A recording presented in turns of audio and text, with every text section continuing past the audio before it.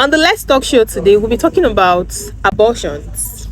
As Africans, it's a very controversial thing to talk about because abortion is supposed to be a grievous offense. How dare you kill a human being? How dare you kill your fellow human being? How dare you kill a child, an innocent child?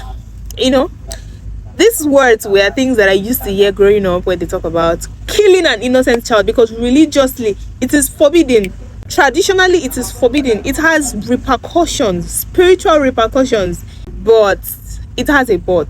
I used to be around debates when they talk about, we should legalize abortion, and someone say, no, don't do that. If you legalize abortion, people will have to start doing it more. But darling, I think no matter how you try not to legalize it, people will still be doing it in secret. And the fact that it's in secret is the reason why more people are even doing it, because it's not on record. And that's why somebody will die out of it and nothing will happen, because nobody even knew you tried doing something, and it's also a crime.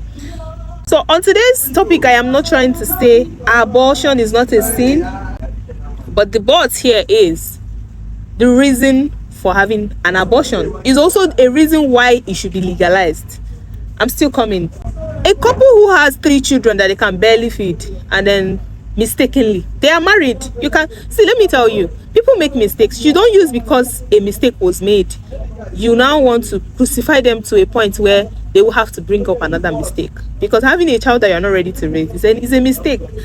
Okay, so this couple have 3 children that they can barely feed, or they don't, the life they want to give these children, they are still working towards it, and then she gets pregnant for the 4th time and she wants to abort, and you come out to say it's a sin. She's not supposed to have an abortion. It's a sin. Are you going to raise the 4th child for them?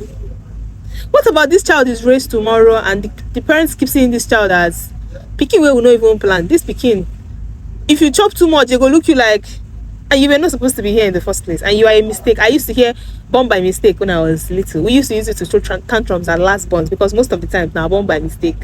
Okay, the second one is a case where a girl got raped. Even if she didn't get raped, she's probably 17, 18, 19, 20, 21, 22, and she has a boyfriend, and she started having sex, and she got pregnant, and she still has, probably she's a jambite, and she's supposed to go back to school. And then you are telling me that she should sit down at home and raise a child because it is a sin. This person has, if we are to be counting by the 70 years that a normal human being is supposed to live on earth, this person has approximately 50 years ahead of their lives, and then they'll have to cut it short because of another individual attached to them. You know what having a child entails? It's not just the first 3 years, 5 years. The moment you have a child attached to you, that child becomes your responsibility until the day you die. We live in a country where you get to a point they will say, leave your parents' house, or some countries do it. But apart from the monetary aspects, the child's welfare would also be your concern. So now you are trying to tell somebody who is a jambite, who is about to start a life, to have a child because they made the mistake of having premarital sex and having children. Does it make sense? Do they deserve that kind of eternal punishment because they had sex? This is me talking about it in conjunction with rape, because it could be rape, it could be juvenile delinquency, it could be anything. There are no excuses as to why a girl that age should get pregnant, but there is no excuses as to why we should let her give birth to the child, because when you enable a mistake, it's going to give birth to another mistake. It's going to result to another mistake. So you are trying to pause this girl's life, or trying to add a liability to her because you believe that having an abortion is a sin. Another third one is, okay, since it is not legal, in a case where a woman is carrying a child and she probably broke up with whoever owns this baby, or they were about getting married and she got pregnant and the engagement was broken, and then she's pregnant already, and she doesn't want to father a child who does not have a present father, or she doesn't want to have a child out of wedlock, and she's old enough to take care of this child, but she has a policy that I no go fit raise pikin in a single. There are women that if they don't have a husband, they don't have any business with having children. Would you also come out to tell them it is a sin? You can't do this because it is a sin. You shouldn't get rid of the child. So they should give birth to this child because of what you have to say. And who are we even doing this sin against? God himself. And God has not come down to punish this person yet. God is waiting till you die to go and meet him and account for your life. But somehow people on earth think they have the moral compass to say, this pikin where you don't want, this child that you decided to change your mind about having, or this child that you mistakenly got pregnant for, you must give birth to this child because it is illegal.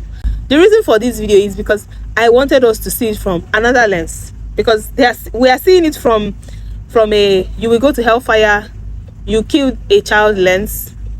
It is a very, very selfish lens to see it from, because the people who are in existence should be the people who we should be worried about, not a child who is not in existence. I tell you, if you carry microphone now, enter the streets of Lagos, enter somewhere like Pen Cinema at Agege, bring microphone, speaker, give people microphone and be asking them one after the other, do you really like the fact that you were born? If you were given an option to not be born at all, to not exist at all, or to come, I tell you that majority of the people living in just Lagos, over 50% of them will say they would prefer to not be born, because this life is not even as sweet as you guys make it seem. So why would you be advocating for a child to be born in an environment that is not conducive, in a world that we both know that things are happening?